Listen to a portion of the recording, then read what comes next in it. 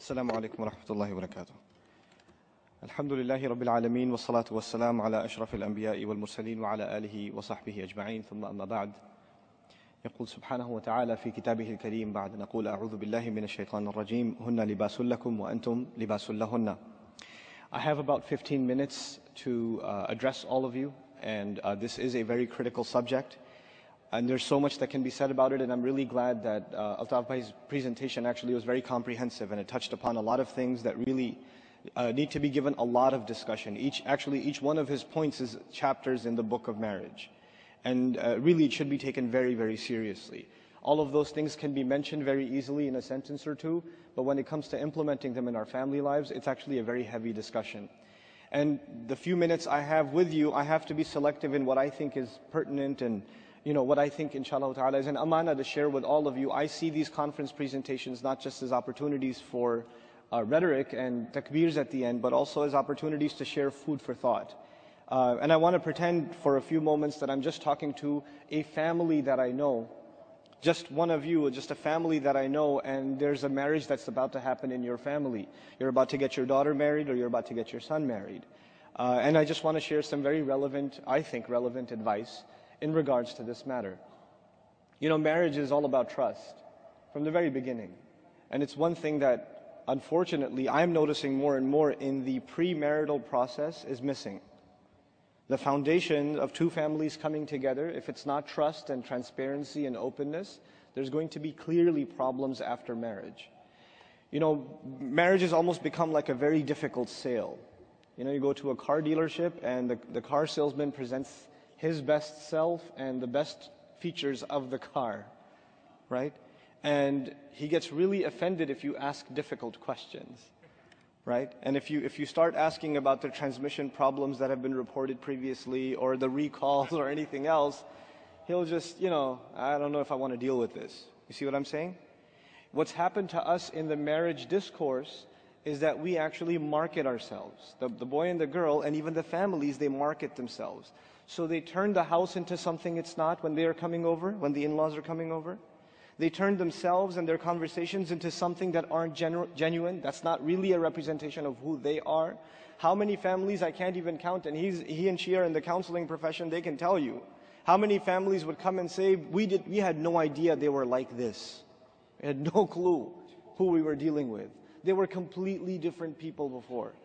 And this kind of scamming, which you would think would happen in the sales industry, is actually happening in the institution of marriage. And that's a crisis, as a matter of fact.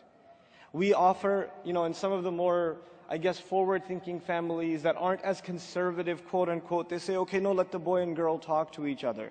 Let them email one another and let them have a few conversations. But at this point, both of them are so, blind.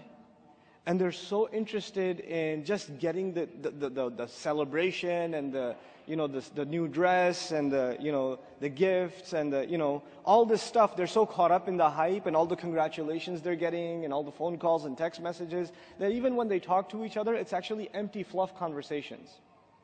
And they see what they want to see in the spouse.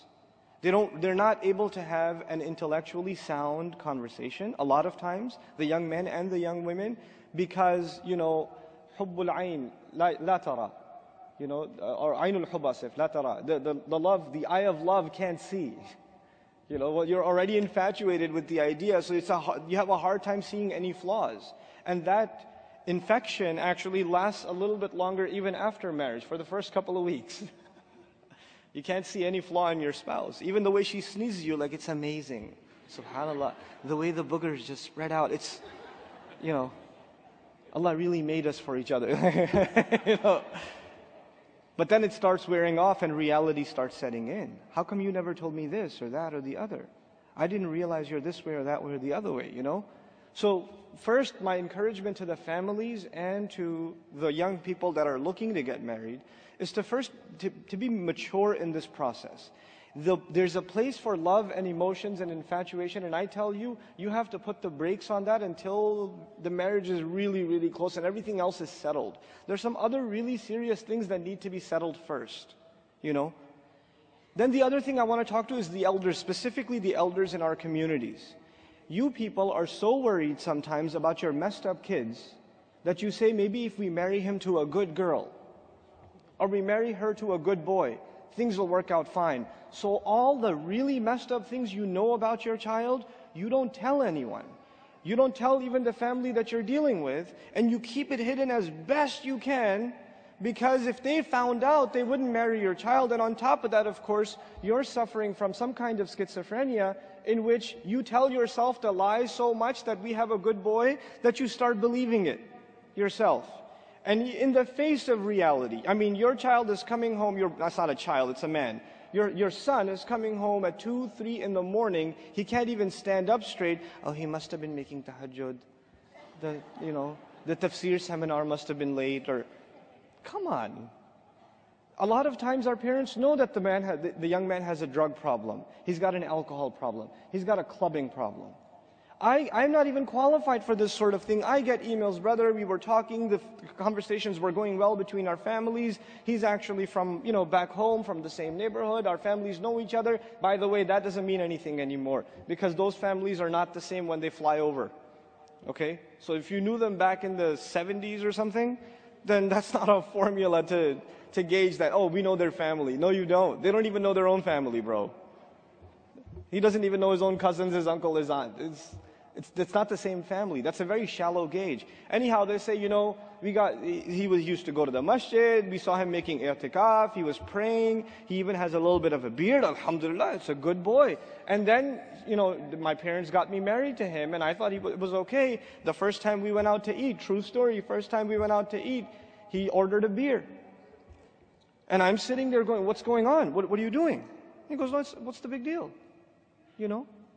Why are you flipping out? Calm down. And this is the reality of the lack of foundation in many marriages. And so we shouldn't complain about the divorce rate, because they're sometimes really justifiable.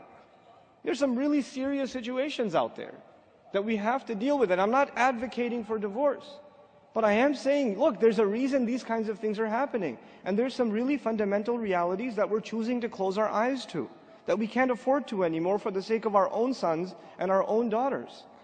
Then there's the second matter that I want to talk to you about. This is just one dimension of the many dimensions that can be spoken about post-marriage, after marriage. And this problem starts before and it permeates after. We're living in a society in which the standards of haya, the standards of shame, holding yourself back, regard, some kind of reservation between yourself and the opposite gender, those standards are dropping. I'm not complaining about the kuffar. I'm talking about the Muslim community. In our homes, by the way, license plate number GQ, no, I'm kidding. In our homes and in our lifestyles now, our social interactions have become very permissive, even within the semi-religious, semi-conservative circles. We've got a couple of extremes. On the one hand, we have some families in our community, and we get all colors of the spectrum in America, right? So we get some families that are so incredibly conservative that women are actually evil. So if you see them anywhere near the masjid, astaghfirullah al-azim, and you might get into a car accident in the parking lot because you're trying to get away from shaitan. I mean the sister. There's that extreme, And then there's the other extreme where it's all good in the hood and you're socializing like it's your own brother. It's not your brother. It's the husband of your friend. It's not someone you should just be chit-chatting with unnecessarily, So there is actually a line in the middle that needs to be respected.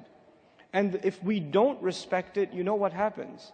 When we have a lot of interaction, of course, social gatherings, things like iftars and dinners and things like that, and we get together with other families and young couples get together and there's a potluck and things like that in these kinds of gatherings.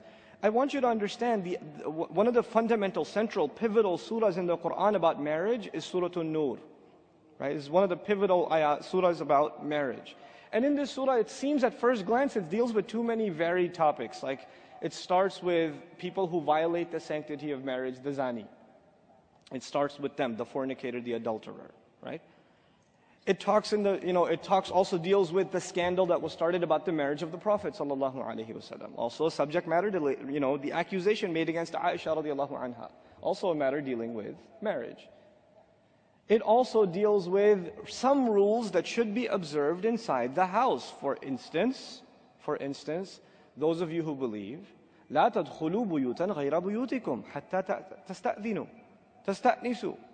Don't enter your homes that aren't yours until you make yourself known. In other words, let them prepare. Let the women cover themselves, or take caution that a ghayr mahram man is coming in. There needs to be some adjustments made when a stranger is about to come into the home. So watch out.